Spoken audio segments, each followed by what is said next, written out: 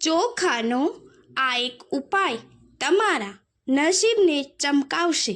તમને ક્યારેય પૈસાની કમી નહીં થવા દે. તમે જોયું હશે કે જીવનમાં ઘણી વખત આપણે ખૂબ મહેનત કરીએ છીએ પણ આપણને અપેક્ષિત સફળતા મળતી નથી. જીવનમાં સખત મહેનત કર્યા પછી પણ ક્યારેક એવું લાગે છે કે કંઈક ખૂટી રહ્યું છે. ઘણીવાર આપણી કુંડળીમાં ગ્રહોના દોષોને કારણે આપણા મહત્વપૂર્ણ કાર્યો અધૂરા રહે છે અને આપણા જીવનમાં નકારાત્મકતા વધે છે. આવી સ્થિતિમાં શાસ્ત્રમાં ઘણી બધી બાબતો છે જે તમારા ભાગ્યને મજબૂત બનાવશે અને મહત્વપૂર્ણ કાર્યોમાં પ્રગતિ કરવામાં મદદ કરશે.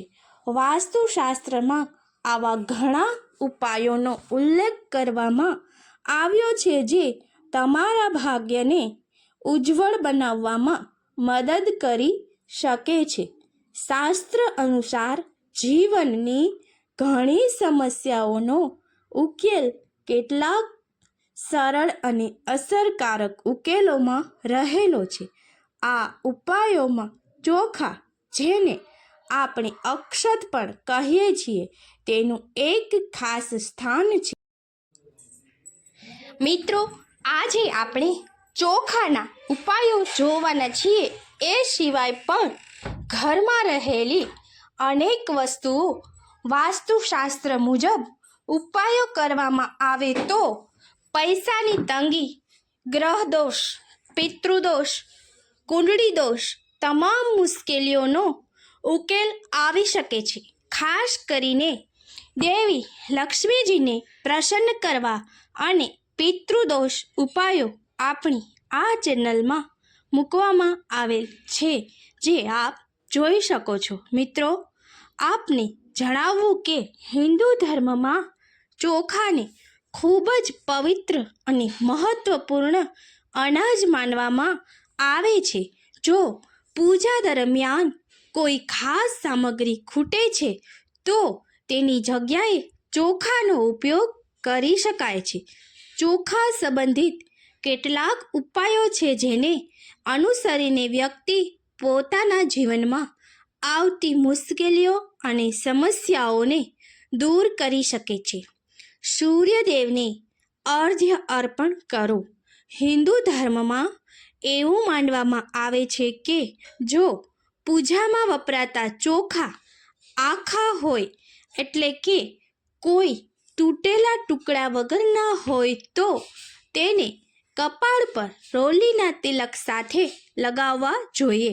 આ ઉપાય વ્યક્તિની નાણાકીય સમસ્યાઓના ઉકેલમાં ઉપયોગી થઈ શકે છે.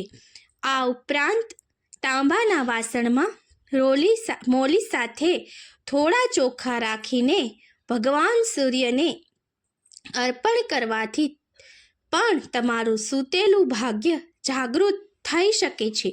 સૂર્યદેવને અર્ઘ્ય અર્પણ કરવાથી વ્યક્તિને ધન અને સમૃદ્ધિના નવા રસ્તા મળે છે અને પૈસાની અછત દૂર થાય છે.